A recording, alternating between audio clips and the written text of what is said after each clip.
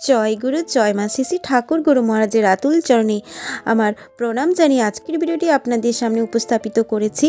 তো মকর সংক্রান্তি এসে গেছে, তো এই মকর সংক্রান্তির দিনে প্রত্যেককে জানাই শুভেচ্ছা, কারণ এই মকর সংক্রান্তি অনুষ্ঠানটি আপনারা সুন্দরভাবে কাটিয়ে তুলুন আর সকলে যেন ভালো থাকুন।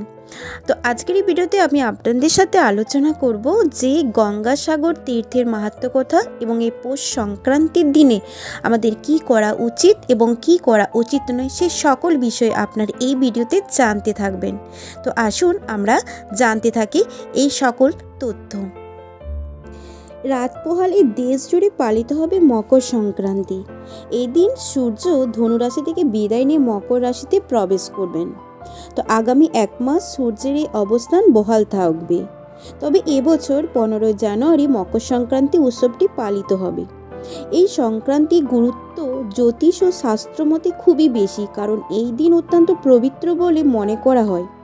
মকর সংক্রান্তির দিন দেশে সর্বত্র ঘুড়ি উড়িয়ে আবার কোথাও আগুন জ্বালিয়ে পালন করা হয়ে থাকে এই উৎসব। বাংলার এই দিনে প্রতিটি ঘরে ঘরে পিঠে পুলি বানানো হয়। তো বাস্তু দেবতাকে প্রথমে সেই পিঠে নিবেদন করে সারা বছর ভালো থাকার প্রার্থনা করা হয়। এই দিনে বিশেষ করে কিছু কাজ করলে তা আমাদের জন্য খুবই শুভ ফল দান করে থাকে, কিন্তু আবার কিছু কিছু কাজ করা উচিত, আবার কিছু কিছু কাজ করা অনুচিত। তো এই মকর সংক্রান্তির দিনে কি কি কাজ করাগুলো আমাদের একান্তই দরকার আর কোন কোন কাজগুলি থেকে আমাদের একান্তই বিরত থাকা দরকার, তো সেগুলি আজকের এই ভিডিওতে আপনারা জানতে থাকুন। ভিডিওটি শুরু করার আগে আপনাদের কাছে ছোট্ট একটি অনুরোধ, ভিডিওটি যদি ভালো লেগে থাকে তো ভিডিওটিতে ছোট্ট একটি লাইক করে আর আপনারা চ্যানেলটি সাবস্ক্রাইব করবেন। তো আসুন, তো আজ এই সুন্দর পবিত্র মকর সংক্রান্তির দিনে কি কি জিনিসগুলি আমরা করতে থাকবো। পৌষ মাসের শেষ দিন এই উৎসব পালন করা হয়। যদিও লোকমুখে শোনা যায় যে পৌষ মাস হলো মল মাস বা অশুভ মাস, তবে শাস্ত্রমতে মকর সংক্রান্তি থেকে অশুভ লক্ষণ বর্জিত হয়ে শুভ লক্ষণের সূচনা হয়। তাই ঘরে ঘরে সবাই মেতে ওঠে এই আনন্দ উৎসবে। মকর সংক্রান্তির দিনে কি কি করা উচিত নয় সেটি হচ্ছে, প্রথমত এই মকর সংক্রান্তির দিনে বাড়িতে আমিষ রান্না একদমই করবেন না। পুরো দিন নিরামিষ রান্না করতে হবে এবং রান্নার দ্রব্যের মধ্যে কালো তিল ব্যবহার করলে খুবই ভালো। দ্বিতীয়ত, অন্যান্য হিন্দু উৎসবের মতোই মকর সংক্রান্তির দিনে বাড়িতে বা বাইরে কোনো নেশা জাতীয় অর্থাৎ মদ মাংস খাওয়া কঠোরভাবে নিষিদ্ধ, কারণ এই দিনে সূর্যদেবের পুজো করার মাধ্যমে পরিবেশের সঙ্গে মধুর সম্পর্ক গড়ে তোলা হয়। তাই এই দিন কোনো প্রাণী হত্যা নিষিদ্ধ। তৃতীয়ত, মকর সংক্রান্তির দিন গাছ কাটবেন না। যেহেতু মকর সংক্রান্তিতে নবান্ন উৎসব পালন করা হয় এবং ঘরে ঘরে নতুন ধান ওঠে, তাই এই দিনে গাছ কাটা অত্যন্ত অশুভ বলে মনে করা হয়।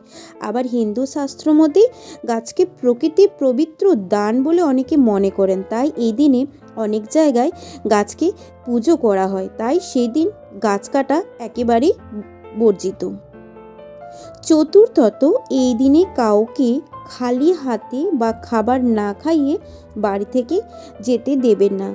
বাড়িতে যদি কোনো গরিব বা দুঃখী কোনো ভিখারি আসে তবে তাকে কিছু দান করুন, তাকে খালি হাতে ফেরাবেন না। আপনার সামর্থ্য অনুযায়ী কিছু দান করবেন এবং তাকে আপনার সামর্থ্য অনুযায়ী তাকে কিছু খাইয়ে সেখান থেকে ফেরাবেন। এতে গৃহে অন্নের অভাব হবে না এবং আপনার গৃহের মঙ্গল হবে। পঞ্চমত, এই দিনে বাড়িতে কেউ যাতে দূরে কোথাও যাত্রা না করে, কারণ এই দিনে বাড়ির মানুষের দূরে যাত্রা করাটা অশুভ বলে মনে করা হয়।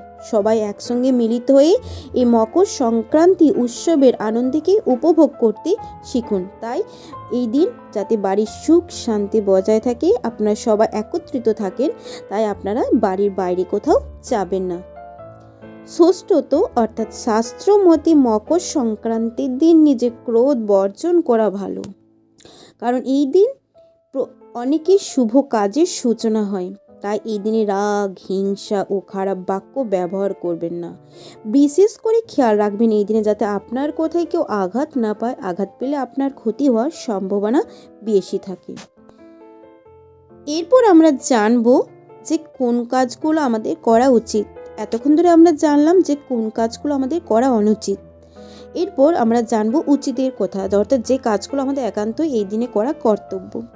তো প্রথমত মকর সংক্রান্তি দিনে ঘরের ভেতর থেকে বাড়ির আশেপাশের সমস্ত জায়গায় পরিষ্কার করে রাখবেন, বিশেষ করে রান্নাঘর ও রান্নার সামগ্রী, যাতে সমস্ত রকম অপরিশুদ্ধতা দূর হয় বাড়ি থেকে। দ্বিতীয়ত মকর সংক্রান্তি দিন সূর্যদেবের পুজো অবশ্যই করুন। শাস্ত্রমতে এই দিন সকালে উঠে স্নান করে উঠোন বা ঘরে আলপনা দিয়ে সূর্যদেবের পুজো করলে ঘরে রোগমুক্তি ঘটে এবং ফসল ভালো হয়। তাই এই দিন নিয়ম মেনে পুজো করুন সূর্যদেবের। আর সেদিন সূর্যদেবে অর্ঘ্য প্রদান করুন এবং অর্ঘ্যে একটু লাল ফুল, দূর্বা এবং 1 ঘটি জল নিয়ে সূর্যদেবকে নিবেদন করুন। সাথে যদি কোনো গুড় থাকে গুড় মিশ্রিত করতে পারেন। তৃতীয়ত জ্যোতিষীদের মতে এই দিনে কোথাও গরিব দুঃখীকে চাল, ডাল, ঘি, কম্বল দান করলে গৃহস্থের পুণ্য লাভ হবে, তাই দান করতে ভুলবেন না। চতুর্থত শাস্ত্রে বলা হয়েছে যে মকর সংক্রান্তির দিন পূর্ণ লগ্নে স্নান করলে জীবনের সমস্ত অমঙ্গল দূর হয়ে যায়। তাই সেদিন আপনারা স্নান করবেন নদীতে গিয়ে। মকর সংক্রান্তির দিন নিজেও মিষ্টিমুখ করুন এবং অন্যান্যকে মিষ্টিমুখ করান, এতে সবার মধ্যে মিষ্টি সম্পর্কের একটা সূত্রপাত ঘটে থাকে। কথিত আছে এই দিনে সূর্যদেব তার পুত্র শনি দেবতার প্রতি সমস্ত ক্ষোভ ভুলে গিয়ে শনি গৃহে প্রবেশ করেন। তাই এই দিনে সকলে মিলিত হয়ে মিষ্টি মুখের মাধ্যমে সুসম্পর্ক বজায় রাখার অঙ্গীকার করে থাকে। ষষ্ঠত বিশ্বকর্মা পূজার মতো মকর সংক্রান্তির দিনও বিশেষ আকর্ষণ হলো ঘুড়ি ওড়ানো। এই দিন বাড়ির বাচ্চা থেকে বড়রা সকলে মিলে ঘুড়ি ওড়াতে থাকেন। শাস্ত্রমতে সকাল সকাল ঘুড়ি ওড়ানোর মাধ্যমে সূর্যের আলো শরীরে লাগলে তা শরীরের জন্যই ভালো। তাই এই উৎসবের দিনে সূর্যের আলোয় শরীর ও মন সুস্থ এবং সতেজ রাখতে ঘুড়ি ওড়ানোর প্রচলন শুরু হয়। শুধু খেয়াল রাখবেন আপনার আনন্দ যেন কেউ ক্ষতি না করতে পারে। কথাতেই আছে যে সব তীর্থ বারবার, গঙ্গাসাগর একবার। এই কথাটির মানে হচ্ছে যে সব তীর্থে বারবার গিয়ে যে পুণ্য লাভ হয়, গঙ্গাসাগরে মাত্র একবার গেলেই সেই পুণ্য লাভ করা সম্ভব হয়। তো হিন্দু ধর্মের মানুষের কাছে অত্যন্ত মহত্বপূর্ণ একটি তীর্থস্থান হচ্ছে গঙ্গাসাগর। এই গঙ্গাসাগরে গঙ্গা নদীর সাগরে এসে মিশেছে, সেই জন্য এই স্থানের নাম হচ্ছে গঙ্গাসাগর। হিন্দু ধর্মের মানুষ পূর্ণ মনে বিশ্বাস করেন যে বছরের এই দিনে, অর্থাৎ এই মকর সংক্রান্তির দিনে গঙ্গা এবং সাগরের সঙ্গমে স্নান করলে 100টি যজ্ঞ সমান পুণ্য লাভ হয়। একবারের গঙ্গা স্নানে 100টি যজ্ঞ সমান পুণ্য লাভ হয়ে থাকে।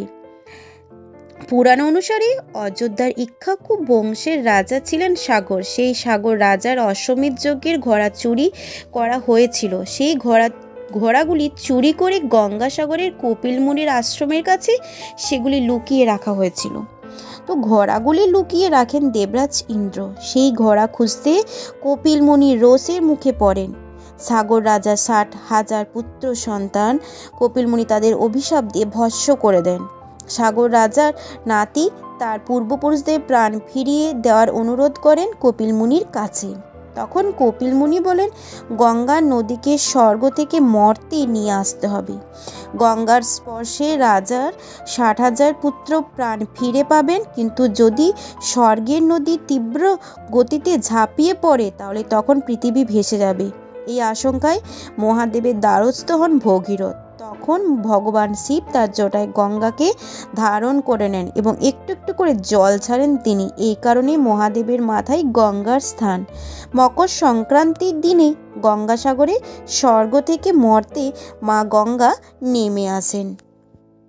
তো এইভাবে আপনারা আজকের এই দিনটি সুন্দরভাবে কাটিয়ে তুলুন। পিঠে পুলির মাধ্যমে, খাওয়া দাওয়ার মাধ্যমে সুন্দরভাবে শীত উপভোগ করতে থাকুন। আর যে কাজগুলো করা উচিত নয় সেগুলো একদমই করবেন না, এবং যে কাজগুলো করা উচিত সেগুলি সুন্দরভাবে পালন করুন।